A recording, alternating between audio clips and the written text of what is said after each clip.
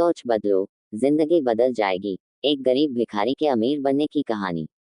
रामू नाम का एक गरीब भिखारी था, जो दिन भर मंदिर के बाहर बैठकर लोगों से भीख मांगता। उसकी जिंदगी में कोई मकसद नहीं था, बस जैसे तैसे पेट भरने के लिए हाथ फैलाता रहता। लोग उसे दया भरी निगाहों से देखते, पर किसी को उसकी हालत बदलने की फुर्सत नहीं थी। एक दिन मंदिर में एक वृद्ध सज्जन आए। उन्होंने रामू को देखा और पूछा, बेटा, तुम हमेशा यहाँ क्यों बैठे रहते हो?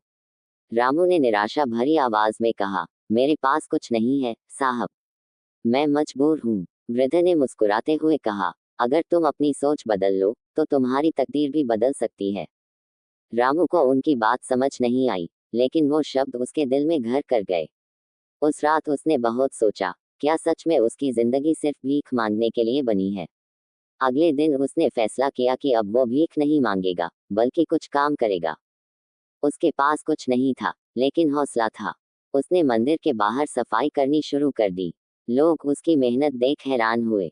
एक दिन एक दुकानदार ने उसे अपनी दुकान पर मदद करने का काम दे दिया। रामू ने ईमानदारी और मेहनत से काम किया। धीरे धीरे उसकी पहचान बनने लगी।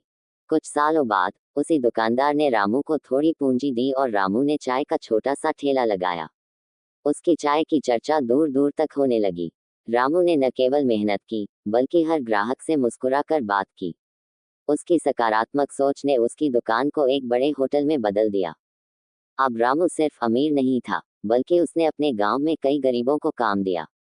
जब लोग उसे उसकी सफलता का राज पूछते, तो वह हमेशा कहता, जब मैंने अपनी सोच बदली, तो मेरी तकदीर भी बदल गई। ये कहानी सिखाती है कि हालात चाहे कैसे भी हों, अगर इंसान अपनी सोच बदल ले, तो कोई भी मुश्किल उसे रोक नहीं सकती।